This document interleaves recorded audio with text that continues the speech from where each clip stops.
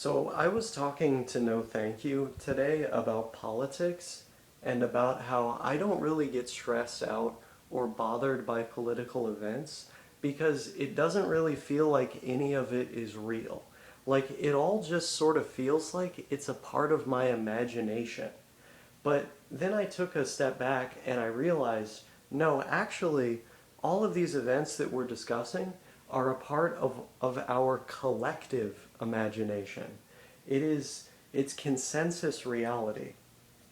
And what I what I began to realize is I don't actually want to consent to reality, to consensus reality.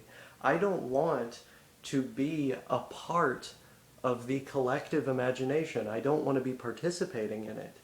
And instead, I want to create my own reality, my own little world that I can live in that is real to me, where I don't have to focus on these events and discuss them and sort of treat them like they're real. And I started saying, I don't consent to reality.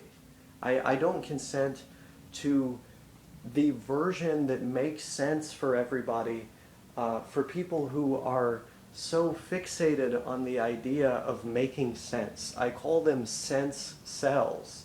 It's people that have sort of an obsession and infatuation with making sense. And these, um, these forms of language only serve to oppress us.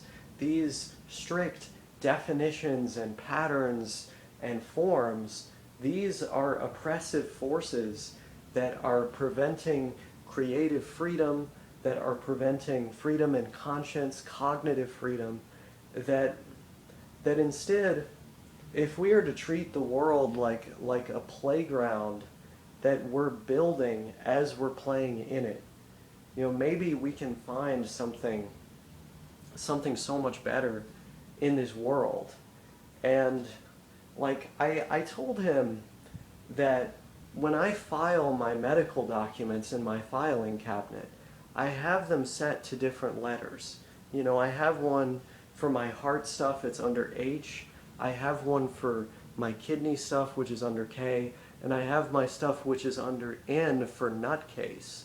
And he thought this was the most incredible thing, that I have it filed under N for nutcase. But I think that's what you have to be doing.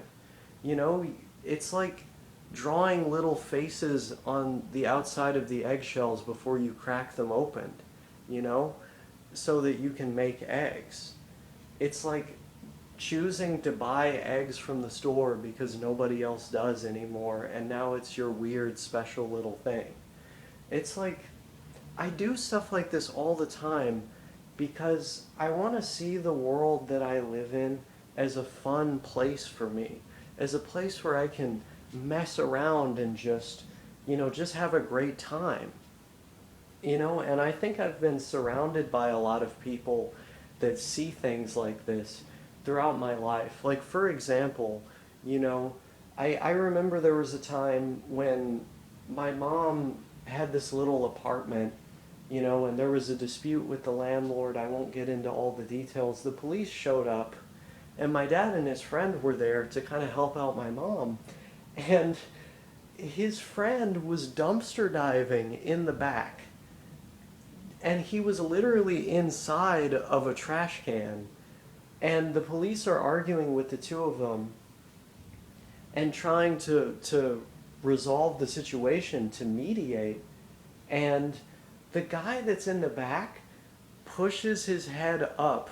He pushes his head up with the lid still on his head to look at the police and all the guys there. And when he notices that they're all there, he lowers it back down slowly as if that was going to hide him, like a Metal Gear Solid character, when Solid Snake is hiding under boxes and stuff. And they all totally saw him. That was not camouflage. That was not cover. I think that just made those cops go like, we need to get the hell out of here. Like, this is weird, you know? But that guy, in that moment at least, was living in his own world. And we were all living in his world, And, you know, I'm not going to mention a political event again in this video, but just as another example, it's like when Trump goes out there and he says, you know, they call it groceries. They haven't called it that in a long time, but I started saying it groceries. It's a very simple word. You know, he was describing it like it was a thing that people didn't say that he brought back, you know? And that like he was so enamored with this incredible word. That's not a normal thing to say. That's not part of consensus reality, but that's part of his reality.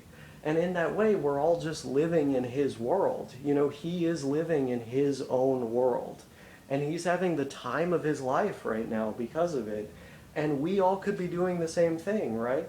You know, we could all be making our own reality.